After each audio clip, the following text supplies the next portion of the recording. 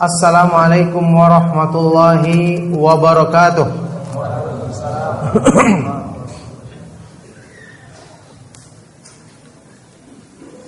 Innal hamdalillah nahmaduhu wa nasta'inuhu wa nastaghfiruh wa na'udzu billahi min shururi anfusina wa min sayyiati a'malina. May yahdihillahu fala mudilla lahu wa may yudlil fala hadiyalah. Wa asyhadu an la ilaha illallah wahdahu la syarikalah. Wa asyhadu anna Muhammadan abduhu wa rasuluh. Ya ayyuhalladzina amanu taqullaha haqqa tuqatih wa la tamutunna illa wa antum muslimun. Ya ayyuhan nasu taqu rabbakumul ladzi khalaqakum min nafsin wahidah wa khalaqa minha zawjaha wa batha minhuma rijalan katsiran wa nisaa'a wattaqullaha alladzi tasaaluna bihi wal arham innallaha kana 'alaikum raqiba. Ya ayyuhalladzina amanu taqullaha wa qulu qawlan sadida yuslih lakum a'malakum wa yaghfir lakum dhunubakum wa may yuti'illaha wa rasulahu faqad faza fawzan 'azima. Amma ba'du fa inna asdaqal hadits kitabullah wa khairul hadi hadiyu Muhammadin sallallahu alaihi wa alihi wasallam. Wa syarrul umuri muhdatsatuha wa kullu muhdatsatin bid'ah wa kullu bid'atin dhalalah wa kullu dhalalatin finnar wa ba'du. Alhamdulillah, ma'asyiral ikhwa wal akhwat fid din rahimakumullah.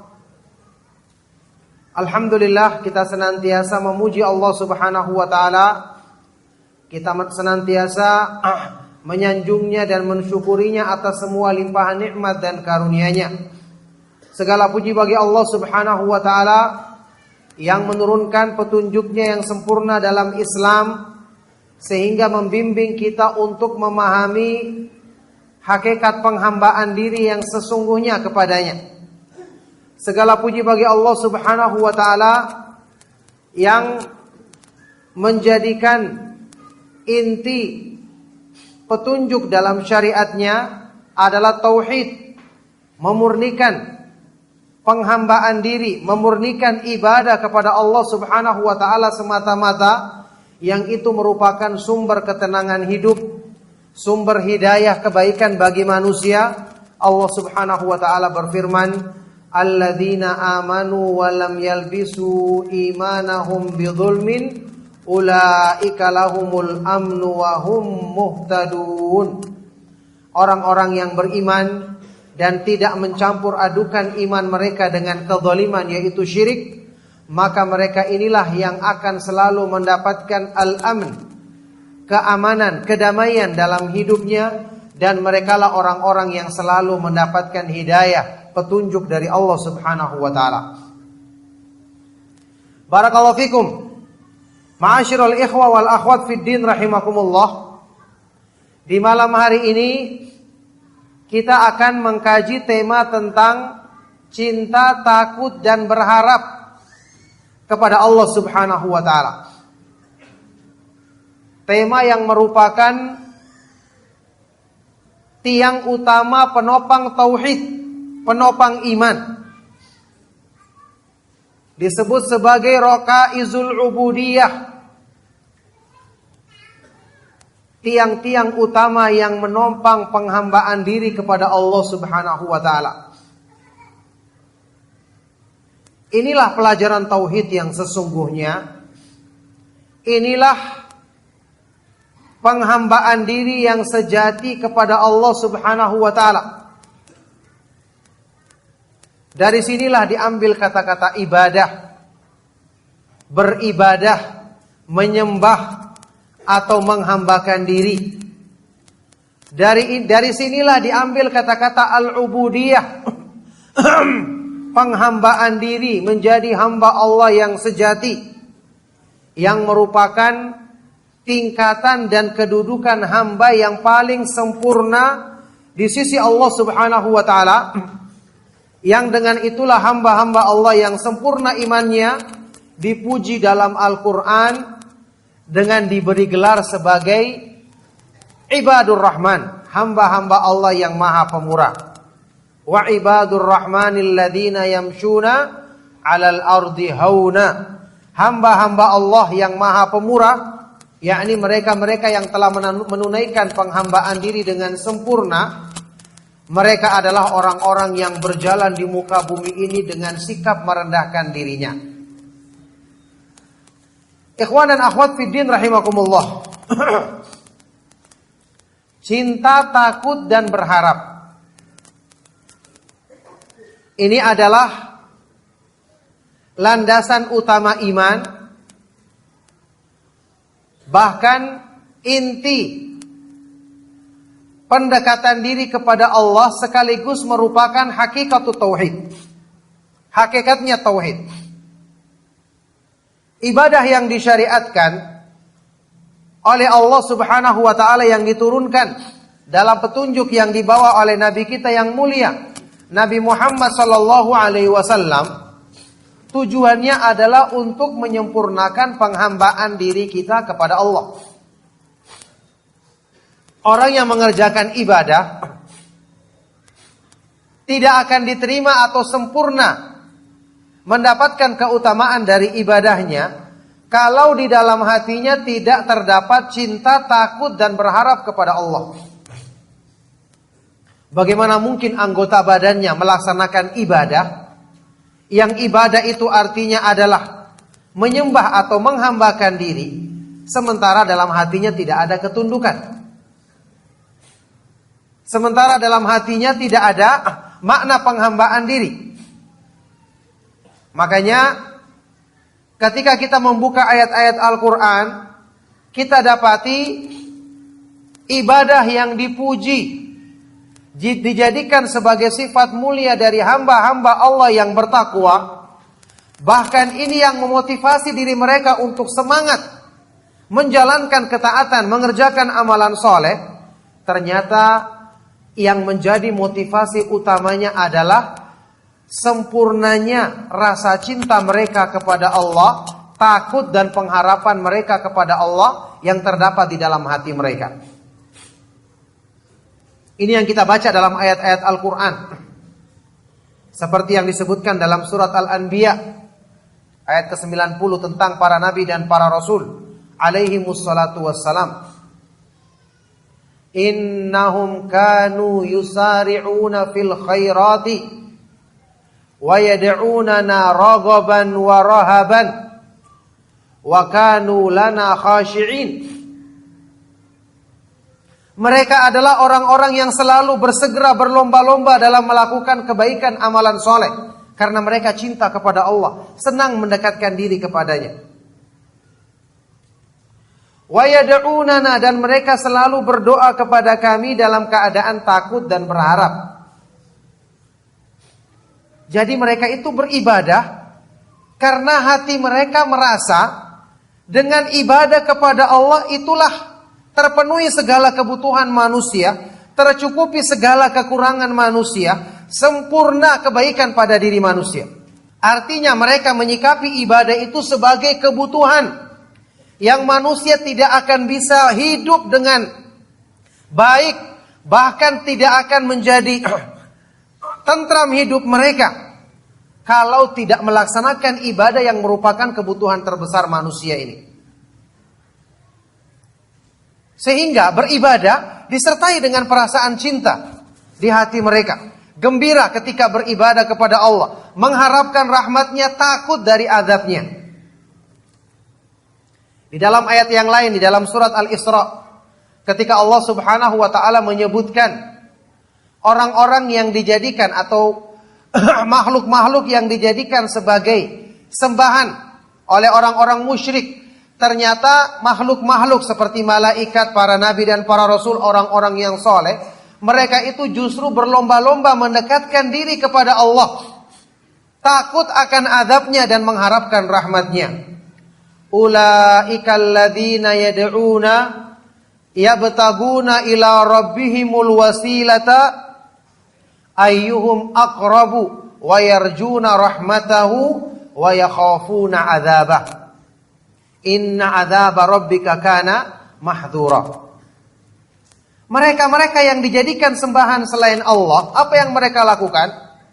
Mereka sendiri justru yabtaguna, bersemangat mencari wasilah, sebab untuk mendekatkan diri kepada Allah. Ayyuhum aqrab, siapa di antara mereka yang lebih dekat? Wa yarjuna rahmatahu, dan mereka selalu mengharapkan rahmat Allah. Wa yakhafuna adzabahu, dan takut akan azab Allah Subhanahu wa taala.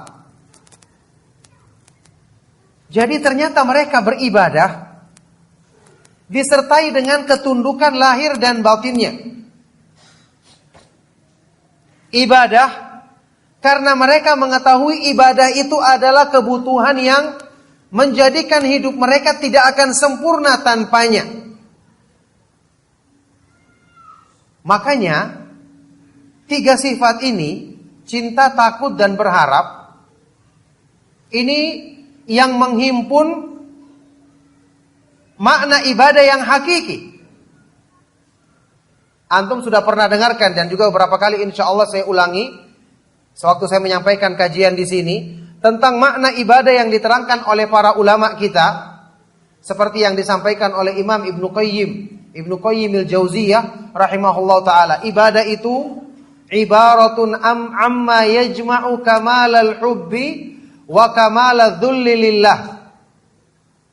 Ibadah itu sesuatu yang menghimpun kesempurnaan cinta dan sikap merendahkan diri kepada Allah.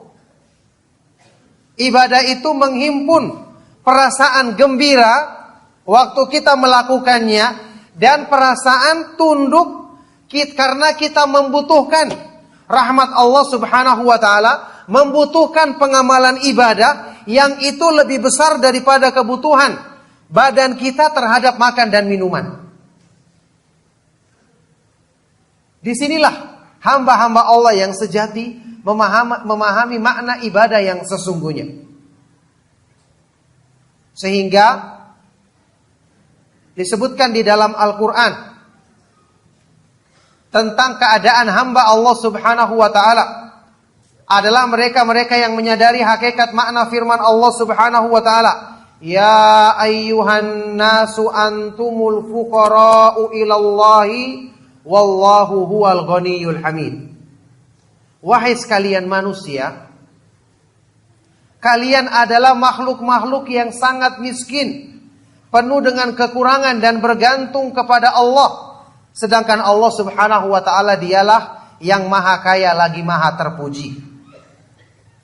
Jadi hamba itu secara asal sifatnya penuh dengan kekurangan. Dan tidak ada yang bisa menyempurnakan kekurangannya kecuali Allah Subhanahu wa ta'ala yang maha tahu tentang hakikat kebutuhan mereka. Untuk tujuan inilah Allah menurunkan agamanya.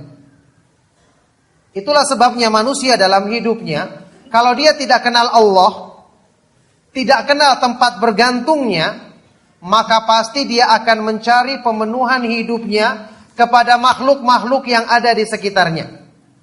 Makhluk-makhluk yang lemah seperti dirinya. Maka dia akan menyangka harta bisa memenuhi kebutuhannya, kedudukan, atau perhiasan-perhiasan dunia. Maka ketika itu manusia akan kecewa. Karena bukan ini tempat yang akan bisa menjadi gantungan dalam hidupnya, tempat bersandar dalam hidupnya.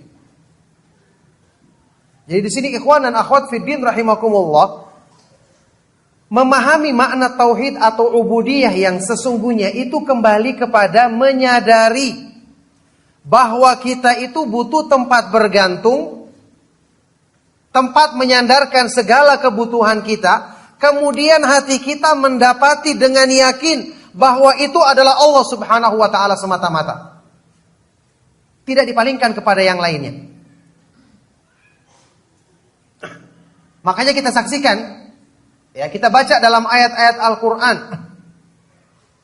kenapa segala sesuatu yang berhubungan dengan penyandaran hati manusia kepada Allah itu disebutkan di dalam banyak ayat Al-Quran sebagai wujud tauhid yang sesungguhnya.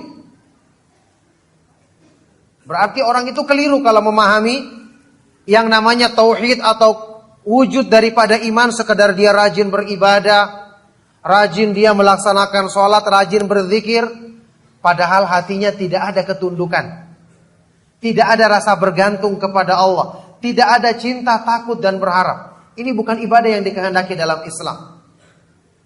Coba lihat yang juga beberapa kali kita ulang, inti kandungan Al-Quran yang terdapat dalam surat Al-Fatihah. Iyyaka na'budu wa iyyaka nasta'in.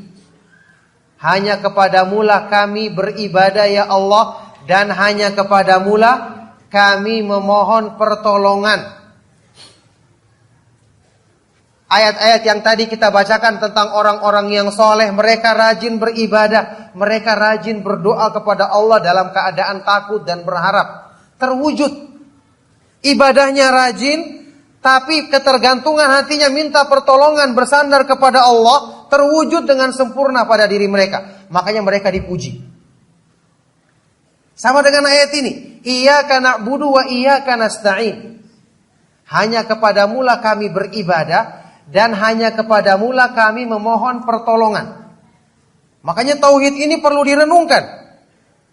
Kita beribadah kepada Allah, kita bisa mengikuti pengajian, kenal Islam dan kenal sunnah. Apakah karena kekuatan diri kita, kecerdasan akal kita, atau karena memang kita asalnya adalah baik? Jawabannya tidak. Setiap manusia dilahirkan tidak tahu apa-apa. Setiap manusia dilahirkan syaitan berusaha memalingkannya dari fitrahnya.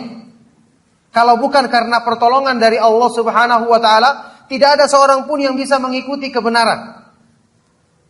Ini nikmat Allah yang dengan ini saja kita renungkan. Allah memberikan nikmat kepadaku yang demikian besar. Kebaikan dari Allah Subhanahu wa taala ini kalau kita renungkan, melahirkan rasa cinta sekaligus takut dan berharap. Berharap supaya Allah menetapkan kebaikan ini pada diri kita, karena memang tidak ada yang bisa menetapkan hidayah. Yang maha kuasa menjaga hati kita tidak ada selain Allah Subhanahu wa taala. Kemudian kita takut jangan sampai Allah Subhanahu wa taala mencabut kebaikan ini, kemudian membiarkan kita terjerumus ke dalam keburukan. Ini kalau kita renungkan berlaku untuk semua urusan dalam hidup kita, dalam urusan dunia, apalagi urusan agama kita. Dari sinilah ikhwan dan akhwat fiddin rahimakumullah, kenapa tawakal, bertawakal kepada Allah, kenapa dijadikan di dalam Al-Quran sebagai simbol inti makna kalimat la ilaha illallah, menjadikan Allah sebagai tempat sandaran kita. Tawakal artinya apa? Sidqu i'timadil qalbi 'ala Allah fi jalbil masalihi wa daf'il madarri. Penyandaran hati yang sebenarnya kepada Allah dalam upaya mendatangkan kebaikan-kebaikan dan menolak segala keburukan-keburukan. Jadi kalau kita sudah semakin mengenal Allah, semakin mengenal kemahaagungannya, kemahakuasaannya, kemahasempurnaannya, semakin hati kita selalu bergantung kepadanya. Ini yang namanya tawakal, dan ini yang disebutkan di dalam Al-Quran di beberapa ayat sebagai simbol atau makna tauhid yang hakiki. Di antaranya firman Allah Subhanahu wa taala, Rabbul masyriqi wal maghribi la ilaha illa huwa fattakhidhu wakila. Allah Subhanahu wa taala adalah Rabb yang maha menguasai timur dan barat. La ilaha illa huwa, tidak ada sembahan yang benar. Tidak ada sembahan yang benar selain Dia. Fattakhidhu wakila, maka jadikanlah Dia sebagai tempat bersandarmu, bertawakallah kepadanya. Wa 'alallahi fatawakkalu in kuntum mu'minin. Dijadikan sebagai inti keimanan. Dan hendaknya hanya kepada Allah kalian bertawakal jika kalian benar-benar beriman. Jadi sebenarnya tauhid itu ya, intinya adalah Anda menyadari kekurangan dan mengetahui yang maha sempurna. Itu saja. Supaya kekurangan ini kita tahu kita arahkan kemana. Disinilah perbedaan atau pemisah yang tipis antara tauhid dan syirik. Ketika manusia menyadari kekurangan dirinya, dan pasti dia menyadari karena dia makhluk yang jauh dari kesempurnaan. Ketika dia mengenal Allah, maka dia akan mengarahkan kekurangan dirinya, tempat bersandarnya ke tempat yang benar, yaitu kepada Allah. Ketika dia tidak mengenal Allah, dia akan arahkan kepada makhluk. Inilah syirik, inilah tauhid. Itulah kemarin kita khutbah, dalam khutbah Jumat saya jelaskan kenapa syirik itu mayoritas terjadi di umat manusia. Karena tipisnya perbedaan tersebut. Makanya pembahasan tauhid, menemukan tempat bersandar yang sesungguhnya, ini adalah perkara darurat yang harus segera kita usahakan. Tidak boleh ditunda-tunda. Allah Subhanahu wa ta'ala menjadikan keutamaan tauhid adalah keutamaan yang Allah tidak wakilkan kepada makhluknya. Tawakal di dalam Al-Quran disebutkan dengan seutama-utama balasan. Wa may yatawakkal 'alallahi fahuwa hasbuh. Barang siapa yang bertawakal, bersandar diri dengan benar kepada Allah, maka Allah Subhanahu wa ta'ala akan mencukupi segala kebutuhannya. Allah Subhanahu wa ta'ala menginginkan dari hamba itu mengakui dirinya sebagai hamba. Menjadikan Allah Subhanahu wa ta'ala sebagai tempat bersandarnya. Makanya kenapa kita disyariatkan mengetahui kekurangan-kekurangan dan kelemahan-kelemahan diri kita, kemudian menisbatkan segala pujian dan sanjungan hanya untuk Allah Subhanahu wa ta'ala semata-mata. Ini adalah inti dari penghambaan diri yang sesungguhnya. Coba lihat seperti faedah yang diterangkan oleh Imam Ibnu Qayyim dalam kitab Al-Wabilus Sayyib minal Kalimit Thayyib. Di dalam Sayyidul Istighfar, penghulunya istighfar yang disyariatkan kita baca, termasuk zikir pagi dan petang. Istighfar ini ternyata memiliki keutamaan yang sangat tinggi karena di dalamnya terdapat kalimat Abu'u laka bi ni'matika alayya wa abu'u bi dzambi. Ya Allah,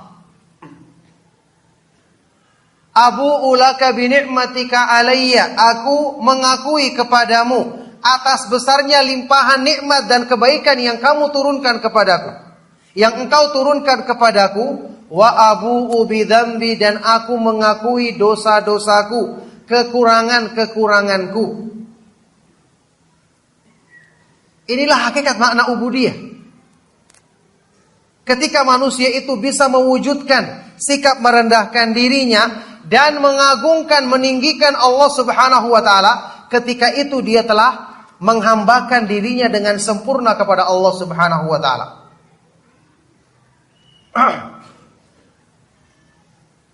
Sampai-sampai ini alasan yang disebutkan oleh sebagian dari para ulama. Ini juga sudah pernah saya ulangi. Kenapa sujud itu merupakan salah satu ibadah yang paling agung, yang kedudukannya paling dekat dengan Allah Subhanahu wa ta'ala. Bahkan menurut salah satu pendapat, ini merupakan rukun salat yang paling utama. Yakni dua pendapat yang terkuat. Pendapat pertama yang mengatakan sujud. Pendapat kedua mengatakan sewaktu berdiri membaca Al-Quran. Yang kemudian kedua pendapat ini digabungkan oleh Imam Ibnu Qayyim. Keutamaan sewaktu kita berdiri membaca Al-Quran. Kenapa dia sebagian ulama berpendapat itulah rukun salat yang paling utama. Disebabkan karena bacaannya adalah Al-Quran. Adapun sujud Sebagian ulama mengatakannya sebagai rukun salat yang paling utama disebabkan karena gerakannya. Posisi hamba saat itu benar-benar merendahkan dirinya. Ini menjadikan dia sangat dekat dengan Allah Subhanahu wa taala, sebagaimana sabda Rasulullah SAW dalam hadis riwayat Imam Muslim tentang sujud, bagaimana? Aqrabu ma yakunul abdu min rabbih wa huwa sajid. Sedekat-dekatnya kedudukan atau keadaan seorang hamba dari Allah Subhanahu wa taala adalah ketika dia sedang sujud, maka perbanyaklah doa padanya. Sujud sikap merendahkan diri yang sempurna. Terkandung makna ubudiyah yang saya sebutkan tadi. Seorang hamba merendahkan diri, meletakkan wajahnya, anggota badannya yang paling mulia sejajar dengan kakinya di tanah. Sikap merendahkan diri. Setelah itu apa yang diucapkan dalam sujudnya? Dia memuji Allah dengan setinggi-tingginya. Dia mengatakan apa? Subhana rabbiyal a'la wa bihamdih. Atau subhana rabbiyal a'la saja.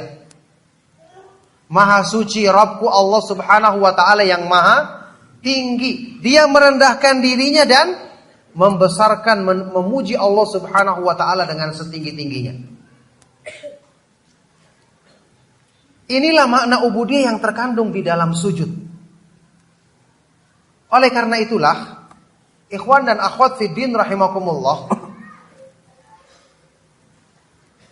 merenungkan makna ubudiyah atau merealisasikan makna tauhid yang sesungguhnya benar-benar dibutuhkan upaya untuk mengisi hati kita dengan sebab-sebab yang menyempurnakan cinta, takut, dan berharap kita kepada Allah. Itulah sebabnya kita harus mengenal kemahaindahan nama-nama Allah, kesempurnaan sifat-sifatnya.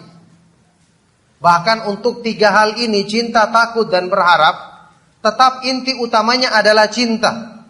Karena berharap sendiri terkandung di dalamnya cinta. Kita tidak akan mengharapkan sesuatu kecuali dari yang kita cintai. Takut sendiri juga mengandung makna takut jauh dari zat yang kita cintai tersebut. Jadi hal-hal seperti ini harus disempurnakan dalam diri kita agar makna tauhid terwujud dengan sempurna. Dan tadi sudah kita sebutkan, Allah Subhanahu wa taala tidak mewakilkan balasannya kepada makhluknya, tapi Allah Subhanahu wa taala sendiri yang turun tangan langsung memberikan balasan kepada orang yang menyempurnakan penyandaran dirinya kepada Allah.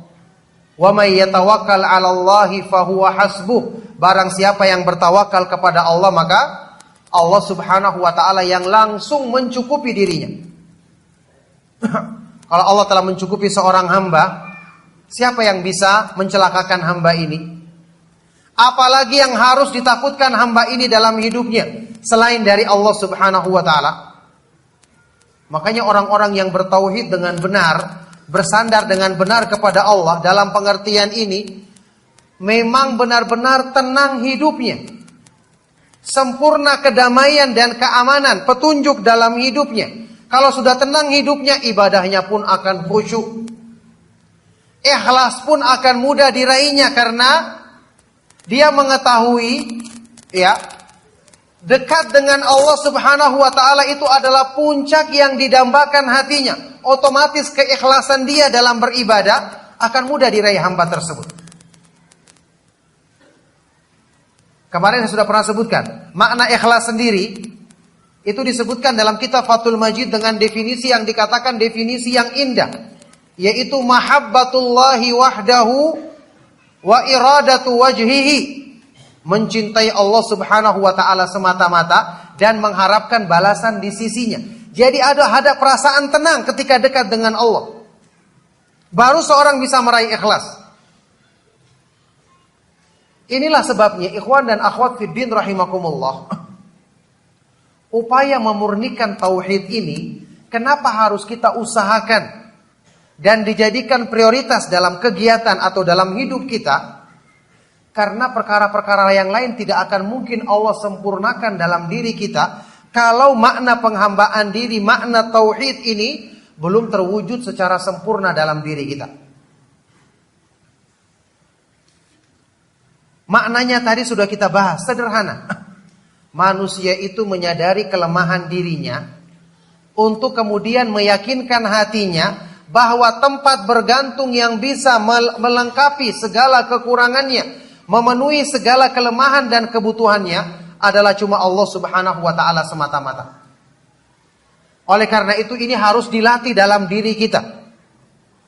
Setiap kita mengalami masalah, kita mengalami segala sesuatu yang menjadikan diri kita gundah, jangan terbiasa mengikuti pemikiran-pemikiran yang berkembang di kalangan orang awam. Cari dulu makhluk. Telepon dulu kepada seseorang yang bisa membantu masalahnya. Allah Subhanahu wa taala setiap saat ada mendengar seruan hamba-hambanya. Kenapa tidak meminta kepada dia terlebih dahulu? Makhluk yang Anda hubungi mungkin juga sedang sakit, atau dia sedang tidur, tidak akan bisa mendengarkan keluhan Anda, atau dia sedang jauh, tidak bisa dihubungi. Allah Subhanahu wa taala Maha dekat, selalu ada dan mengawasi hamba-hambanya. Apalagi orang yang selalu meminta kepada Allah Subhanahu wa taala dalam segala keadaannya. Ini yang perlu kita latih dalam diri kita. Sampai pun dalam urusan-urusan mengadukan masalah kita. Allah Subhanahu wa taala berfirman dalam Al-Qur'an tentang nabinya yang mulia Ya'qub alaihi salatu wasallam yang mengatakan apa? Innama ashku bathi wa huzni ila Allah. Hanyalah aku mengadukan segala kesedihanku dan kegundahanku kepada Allah Subhanahu wa taala semata-mata. Kenapa? Mengeluh kepada manusia. Mereka sendiri punya banyak kegundahan. Mereka sendiri tidak akan bisa menyelesaikannya. Mereka sendiri terbatas kemampuannya. Maka ini menempatkan atau membiasakan hati kita justru bersandar kepada yang lemah, yang tentu tidak akan bisa memenuhi kebutuhannya. Jadi dalam kehidupan sehari-hari, wujud daripada tauhid ini kita harus praktekkan supaya makna tauhid yang tadi tersimpul dalam 3 tiang penopang utama, cinta, takut, dan berharap, selalu dalam hati kita dipenuhi kepada hal-hal yang benar, diarahkan kepada hal-hal yang benar, yaitu kepada Allah Subhanahu wa taala semata-mata. Inilah yang saya pernah sebutkan, makna yang terwujud dalam nama Allah Subhanahu wa taala. Salah satu di antara nama Allah Subhanahu wa taala yang maha indah yaitu As-Samad. Qul huwallahu ahad, Allahus samad. Yasmudu ilaihil khalaiqu bihawaijihim. Artinya adalah semua makhluk menghadapkan segala kebutuhan mereka, segala keperluan mereka, permintaan mereka dihadapkan kepada Allah Subhanahu wa taala, karena setiap dia mengingat sifat-sifat kesempurnaan Allah, maka ternyata segala yang dibutuhkan dirinya ada secara sempurna di tangan Allah Subhanahu wa taala. Wallahi, inilah hakikat yang akan menyelamatkan kita sesungguhnya. Inilah tauhid yang sejati. Ikhwan dan akhwat fiddin rahimakumullah. Allah Subhanahu wa taala ketika ingin menyempurnakan penghambaan diri hamba, Allah Subhanahu wa taala menjadikan pada hamba ini ditimpa keadaan-keadaan yang sebagian orang jahil tidak memahami hikmahnya. Contoh misalnya cobaan, ujian. Kita selalu berpikir kenapa hamba dalam hidupnya semakin kuat imannya, cobaannya semakin berat. Rasulullah SAW bersabda apa? Asyaddun nasi bala'an al-anbiya'u thummal amthal fal amthal. Orang yang paling besar cobaannya di jalan Allah adalah para nabi, kemudian yang setelah mereka, yang setelah mereka. Apa sebenarnya hikmah daripada ujian atau cobaan musibah? Ternyata di antara hikmahnya yang terbesar adalah untuk menyempurnakan penghambaan diri hamba ini, ubudiyah hamba ini. Kenapa? Dengan ujian dia akan mengetahui kelemahan dirinya. Dengan ujian dia melatih kesabaran dirinya untuk dia selalu bersangka baik kepada Allah. Dengan ujian, ya, Allah Subhanahu wa taala akan menjadikan hamba ini mengetahui bahwa dialah yang maha kuasa atas segala sesuatu. Sampai-sampai disebutkan oleh sebagian dari para ulama, seperti penjelasan dari Imam Ibnu Rajab Al-Hambali, kemudian juga Imam Ibnu Qayyim rahimahumullah ta'ala, ujian yang berupa dosa. Sekarang, kalau kita berpikir, kenapa orang yang beriman tidak dijaga oleh Allah supaya tidak berbuat dosa? Kira-kira Allah Maha Kuasa apa tidak menjaga hamba-hambanya agar tidak tergoda iblis, tidak berbuat dosa? Maha Kuasa apa tidak? Maha Kuasa. Buktinya para nabi dan para rasul dijaga dari perbuatan dosa. Dan yang rajih adalah perbuatan dosa besar. Kalau perbuatan dosa kecil mereka bisa lakukan, para nabi dan para rasul, karena manusia tidak mungkin luput dari salah. Cuman setelah berbuat dosa kecil mereka langsung mendapatkan taufik dari Allah untuk bertobat.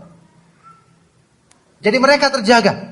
Nah sekarang orang-orang yang beriman, apakah terjaga dari dosa? Jawabannya tidak, iya kan?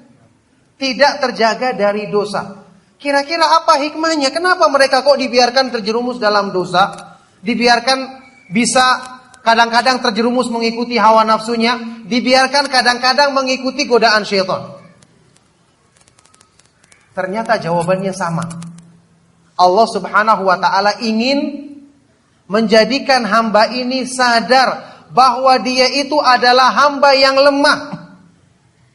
Rajinnya dia beribadah, semangatnya dia melakukan kebaikan, jauhnya dia dari perbuatan maksiat, bukan karena kemampuan dirinya, tapi karena pertolongan dari Allah. Terbukti, terkadang ketika dia lalai, dominasi hawa nafsu kuat, akhirnya dia terjerumus.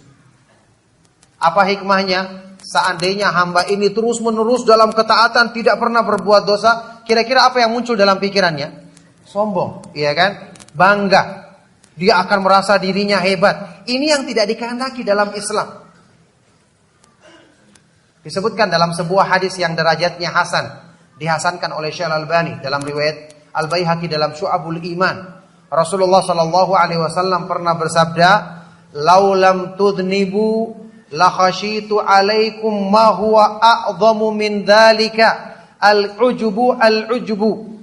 Seandainya kalian tidak berbuat dosa, maka sungguh aku mengkhawatirkan, justru lebih aku takutkan kalian ditimpa sesuatu yang lebih besar dibandingkan dosa itu sendiri. Yaitu apa? Kagum terhadap diri sendiri, bangga terhadap diri sendiri, ujub. Antum perhatikan alangkah banyaknya saat ini orang yang salah faham tentang tauhid, dengan dia menyangka rajin beribadah, rajin ngaji, merasa dirinya hebat dalam agamanya, merasa dirinya senior, kemudian timbul kesombongan dalam dirinya, lupa dia menisbatkan karunia tersebut kepada Allah. Sungguh wallahi ini yang justru akan menggugurkan makna ubudiyah pada diri hamba ini. Salah paham. Al-Imam, salah seorang ulama besar Ahlus Sunnah dari kalangan tabi'in, Imam Mutarrif Ibnu Abdullah Ibnu Syekhir, pernah mengatakan, "Wallahi la an abita naiman wa usbihu nadiman ahabbu ilayya min an abita qa'iman wa usbihu mu'jaban." Sungguh demi Allah, jika aku tertidur di malam hari, tidak bangun salat malam, tidak beribadah di malam hari, tapi kemudian di pagi hari saya bangun dalam keadaan menyesal, mengakui dosa dan kekurangan diriku, ini lebih baik daripada aku ketika malam hari bangun rajin beribadah, sholat malam, berzikir di malam hari, kemudian di pagi harinya aku bangun dalam keadaan bangga terhadap amal-amalku tersebut. Ucapan Imam Tabi'in senior Mutarrif Ibnu Abdullah Ibnu Syekhir dibawakan dalam kitab Syiar A'lamin Nubala, kemudian dikomentari oleh Imam Az-Zahabi rahimahullah ta'ala. Qultu la aflaha wallahi man zakka nafsahu au a'jabatuhu. Aku katakan, sungguh demi Allah, tidak akan beruntung orang yang kagum terhadap dirinya sendiri, menganggap dirinya suci, atau kagum terhadap dirinya sendiri. Jadi Allah Subhanahu wa ta'ala itu maha sempurna hikmahnya. kita dijadikan bersalah, kita tahu ternyata saya ini lemah. Kalau bersandar kepada diriku, binasa saya. Hawa nafsu kita demikian kuat. Kita dijadikan kadang-kadang lalai supaya kita tahu yang menjadikan kita ingat selama ini bukan karena kemampuan diri kita, tapi karena pertolongan dari Allah Subhanahu wa taala. Oleh karena itulah, ikhwan dan akhwat fiddin rahimakumullah, upaya sekali lagi upaya menyempurnakan cinta, takut dan berharap. Ini dengan kita membaca ayat-ayat Al-Quran yang menjelaskan tentang karunia Allah, nikmat Allah, kemahaindahan Allah akan menimbulkan cinta kita. Dengan kita membaca sifat-sifat keagungan dan kebesaran Allah, menjadikan kita takut dan tunduk. Dengan kita membaca kemahakuasaannya atas segala sesuatu, kemahakayaannya yang sempurna akan menjadikan kita hanya berharap kepadanya. Kita latih hati kita untuk terbiasa ini dalam kehidupan kita. Sebelum memulai sesuatu, berdoa kepada Allah, supaya nanti hasil yang kita capai kita akan nisbatkan kepada Allah. Melihat orang yang berbuat buruk menjadikan kita semakin semangat berdoa. Ya Allah, keburukan terjadi karena Engkau tidak memberikan taufik kepadanya. Saya bisa menghindarinya karena Engkau jaga aku, maka tetapkanlah penjagaanmu terhadap diriku. Ini sifatnya hamba yang beriman. Setelah kita berbuat kebaikan, ya, setelah kita melakukan amalan-amalan soleh, kita pun berdoa kepada Allah Subhanahu wa taala supaya kebaikan ini Allah tetapkan pada diri kita. Antum masih ingat pembahasan ini saya pernah kaji juga waktu kita membahas makna taufik. Inilah inti daripada makna taufik seperti yang dijelaskan oleh Imam Ibnu Qayyim dalam kitab Al-Fawaid. Alla yakilakallahu ila nafsika fi fi'lil hasanati wa tarkis sayyi'at. Dengan Allah Subhanahu wa taala tidak menjadikan kamu bersandar kepada dirimu sendiri dalam melakukan kebaikan-kebaikan dan meninggalkan keburukan-keburukan. Jadi ikhwan dan akhwat fiddin rahimakumullah, tauhid diwujudkan dengan banyak kita melatih diri kita untuk selalu mengarahkan hati kita agar mengenal tempat bersandarnya. Makanya dalam kehidupan sehari-hari kita disyariatkan ya untuk selalu minta pertolongan kepada Allah. Memulai pekerjaan dengan membaca bismillah misalnya, yang mengandung arti memohon pertolongan kepada Allah. Kita disyariatkan bahkan setiap saat berdoa dulu sebelum melakukan sebab apapun. Bahkan doa kita semakin sungguh-sungguh, semakin menunjukkan benarnya iman di hati kita. Buktinya tadi orang-orang yang soleh disebutkan dalam Al-Quran, hampir setiap mereka dipuji, selalu disebutkan mereka itu rajin berdoa, rajin memohon ampun kepada Allah. Sudah itu berdoanya dengan rogoban wa rohaban, dalam keadaan takut dan berharap, doanya serius. Ini yang selalu menjadi ciri utama mereka. Maka dengan sebab inilah Allah Subhanahu wa taala selalu menolong mereka, mendekatkan mereka dalam sebab-sebab kebaikan, baik dalam urusan-urusan dunia apalagi dalam urusan akhirat, urusan agama mereka. Ikhwani wa akhwati fiddin rahimakumullah, juga tidak lupa saya sampaikan hadis Rasulullah sallallahu alaihi wasallam yang insyaallah kita kenal, yang diriwayatkan oleh Imam Ahmad, Ibnu Majah dan yang lainnya dengan sanad yang disahihkan atau dihasankan oleh Syekh Al-Albani rahimahullahu taala. Kisah yang sangat terkenal tentang Rasulullah sallallahu alaihi wasallam ketika beliau mengunjungi seorang sahabat yang sedang sakit keras. Sahabat yang mulia yang salat di belakangnya Rasulullah sallallahu alaihi wasallam, ikut berjihad dan banyak melakukan kebaikan-kebaikan bersama Rasulullah sallallahu alaihi wasallam. Ketika mengunjungi beliau, Rasulullah sallallahu alaihi wasallam bertanya kepadanya, "Kaifa tajiduka?" Bagaimana kamu dapati dirimu saat ini? Maka sahabat yang mulia ini menjawab, "Wallahi ya Rasulullah, inni la arjullaha wa akhafu dhunubi." Demi Allah wahai Rasulullah, sungguh aku benar-benar mengharapkan rahmat Allah dan takut akan dosa-dosaku. Coba kita berpikir, sahabat ini dosanya apa? Kebaikannya banyak. Dia tidak mengatakan saya mengharapkan dengan kebaikanku yang banyak. Dan juga dia tidak merasa dirinya aman dari rasa takut karena dosanya sedikit. Sahabat yang mulia, kita ketahui bagaimana keadaan mereka yang jauh dari perbuatan dosa. Di saat-saat yang sangat menentukan, dia menyandarkan dirinya kepada Allah dengan mengatakan, Innila arjullaha wa akhafu dunubi. Sungguh-sungguh aku benar-benar mengharapkan rahmat Allah dan takut akan dosa-dosaku. Mendengarkan jawaban ini, Rasulullah sallallahu alaihi wasallam bersabda, "Walladzi nafsi biyadihi la yajtami'ani fi qalbi rajulin fi mithli hadzal mautin illa a'tahu Allahu ma yarju wa amanahu mimma yakhaf." Demi Allah yang jiwaku ada di tangannya, tidaklah sifat ini takut dan berharap terkumpul pada diri seorang hamba dalam keadaan seperti ini, kecuali Allah akan berikan semua yang diharapkannya dan Allah akan selamatkan dia dari semua yang ditakutkannya. Dia selamat bukan dengan amal solehnya semata-mata, tapi dia selamat dengan tauhidnya, dengan penyandaran dirinya, dengan ketakutan dan pengharapannya yang benar kepada Allah Subhanahu wa taala. Allah berikan semua yang diharapkan. Apa yang diharapkannya? Keselamatan dunia akhirat, kedudukan yang mulia di sisi Allah. Allah berikan semua. Dan Allah amankan dia, selamatkan dia dari semua yang ditakutkan hamba ini. Apa yang ditakutkannya? Jauh dari Allah, dicabutnya taufik dari dirinya, dijadikan tidak selamat dunia akhiratnya. Allah Subhanahu wa taala amankan dia dari semua itu. Subhanallah, ini keutamaan yang besar. Makanya sekali lagi tauhid kita perlu kenali hakikatnya agar kita tahu cara menyempurnakannya dalam diri kita. Pelajaran tentang tauhid yang kita kaji ini adalah pelajaran yang butuh dipraktekkan.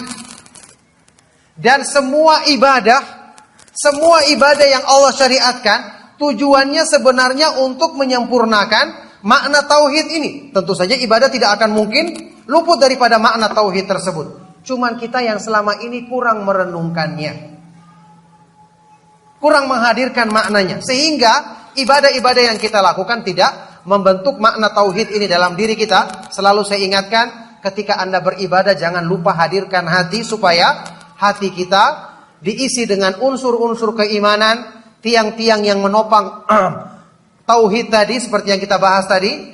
Dalam setiap ibadah yang kita lakukan akan semakin banyak perbaikan-perbaikan iman, perbaikan-perbaikan tauhid yang kita rasakan dan kita dapatkan. Maka barakallahu fikum, inilah nasihat yang ingin saya sampaikan dalam kesempatan kajian kita di malam hari ini, ya.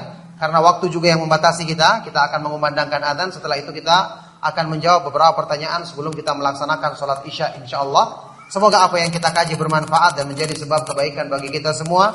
Mohon maaf jika ada kata-kata yang salah dan kurang berkenan. Kami cukupkan. Sallallahu wasallam wa barak ala nabiyina Muhammad wa ala alihi wa ashabihi wa man tabi'ahum bi ihsan ila yaumiddin wa akhiru da'wana anil hamdulillahi rabbil alamin. Ada pertanyaan, bagaimana apabila kita beribadah karena mencintai seseorang, apakah perasaan itu baik atau tidak? Orang tersebut baik dan alim serta rajin beribadah. Maksudnya kita beribadah kepada Allah ya harus karena cinta kepada Allah, bukan cinta orang lain. Nanti ini jadi riya nanti amalnya. Itu maksudnya apa? Maksudnya apakah antum termotivasi beribadah karena orang menyukai orang tersebut? Berarti maknanya supaya dia mengetahui kita rajin. Ya jelas ini riya. Tidak pantas untuk ditujukan kepada makhluk ibadah kita, hanya untuk Allah Subhanahu wa taala semata-mata. Nah, bagaimana pakaian seorang muslimah itu dengan menjulurkan pakaian sampai ke tanah, apakah najis? Biasanya pakaian itu digunakan untuk sholat. Jawabannya tidak najis karena hadis-hadis yang sahih dari Rasulullah sallallahu alaihi wasallam seperti hadisnya Ummu Salamah radhiyallahu taala anha ketika beliau bertanya tentang pakaian perempuan yang sampai menyentuh tanah, bahkan kadang-kadang dia menyentuh najis di tanah. Maka Nabi SAW bersabda, yutahiruhu ma ba'dahu. kain yang disentuh najis tersebut akan disucikan dengan tanah setelahnya. Karena tanah itu Allah jadikan sebagai pensuci. Wa ju'ilat liyal ardu masjidan wa tahura dalam Sahih Muslim. Rasulullah SAW bersabda, dijadikan bagiku permukaan bumi ini sebagai tempat sholat dan sesuatu yang mensucikan. Nah, jadi dia akan disucikan dengan tanah yang menimpa ujung pakaian itu setelahnya. Seorang syekh membagi bid'ah menjadi dua, bid'ah haram dan bid'ah makruh. Tolong berikan penjelasan serta contoh dari bid'ah haram dan bid'ah makruh agar saya dapat lebih memahami. Ini asalnya. Asalnya perbuatan bid'ah itu ada yang masih bersifat makruh saja, ya, bersifat dibenci saja, tapi lama kelamaan karena bid'ah ini sifatnya dianggap baik, maka mesti akan terus ditambah. Maka yang asalnya pun kecil misalnya dalam perkara-perkara yang kecil bisa menjadi besar. Seperti yang diterangkan dalam kitab Syarh Sunnah oleh Al-Barbahari. Wa'lam anna sigharal bid'ah ta'udu hatta tasira kibaran wa kadzalika kullu bid'atin uhditha fi hadhil ummah. Ketahuilah bahwasanya bid'ah itu awal-awalnya kecil, tapi dia akan terus berulang, ditambah, dimodifikasi, ditambah lagi jumlahnya atau ditambah semakin banyak variasinya.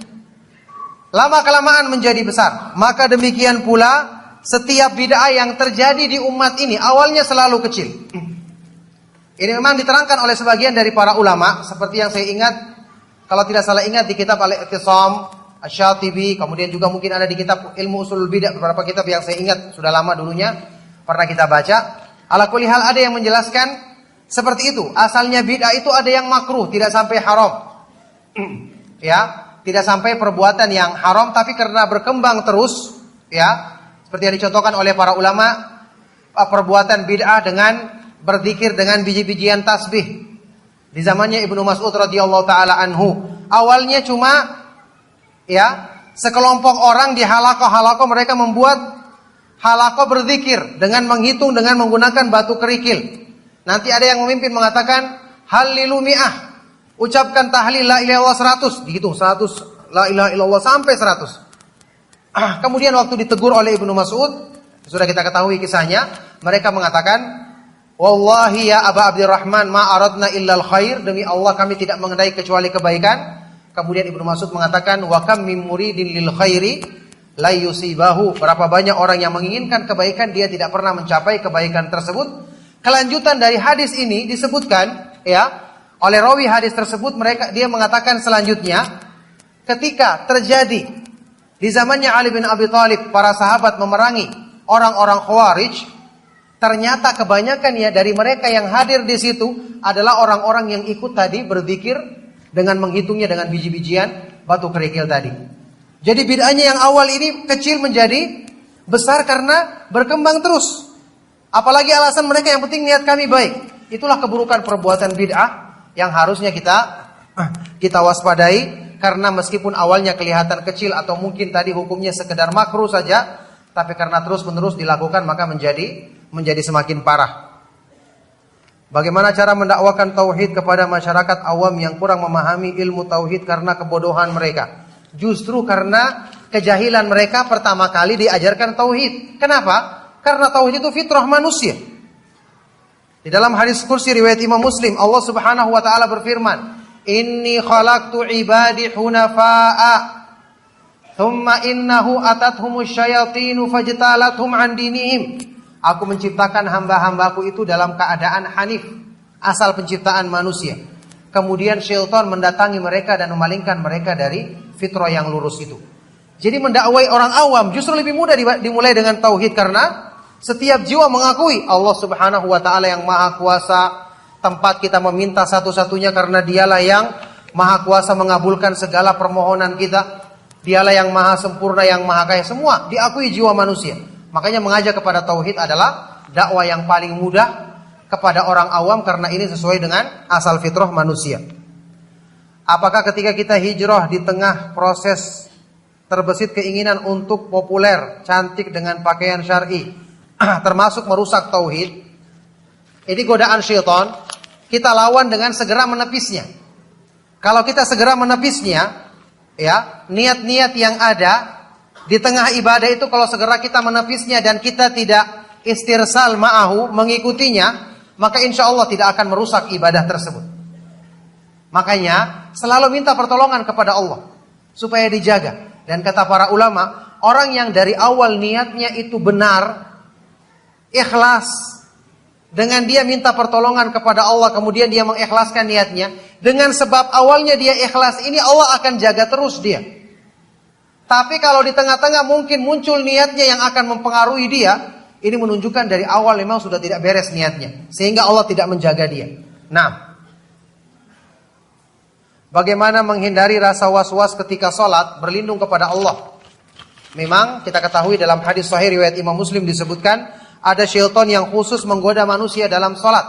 Syaitan yang bernama Khinzab. Makanya kita disyariatkan, kita berlindung kepada Allah, membaca a'udzubillahi minasyaitonir rajim, kemudian bernafas di sebelah kiri kita 3 kali. Seperti itu. Itu akan menghilangkan gangguan syaitan tersebut, dan ini sunnah yang ditinggalkan, yang harusnya bisa diamalkan dalam sholat kita ketika kita merasakan gangguan godaan syaitan. Apa yang seharusnya dilakukan seorang hamba Allah ketika dia telah bertaubat namun terjerumus berulang kali ke dalam perbuatan dosa dan maksiat? Bertaubat lagi. Jangan lepas dari perbuatan taubat. Kemudian minta kepada Allah agar kita dijaga. Dan harusnya waktu kita melakukan perbuatan maksiat tersebut, naudzubillahi min dzalik, kita hadirkan dalam diri kita perasaan, bagaimana kalau Allah murka kemudian mencabut hidayah? Alhamdulillah kita bisa bertobat. Belum tentu kesempatan berikutnya kita bisa bertobat. Rasa takut kepada Allah itu yang menjadikan kita lemah sehingga berani melanggar.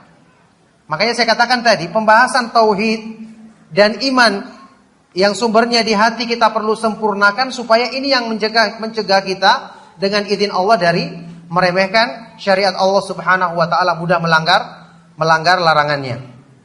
Bagaimana cara menasihati teman yang mengeluh dan merasa ingin menyerah dengan masalahnya? Cara menasihati dia, katakan, kalau Anda menyerah dengan masalah Anda, apakah itu akan menjadi sebab perbaikan?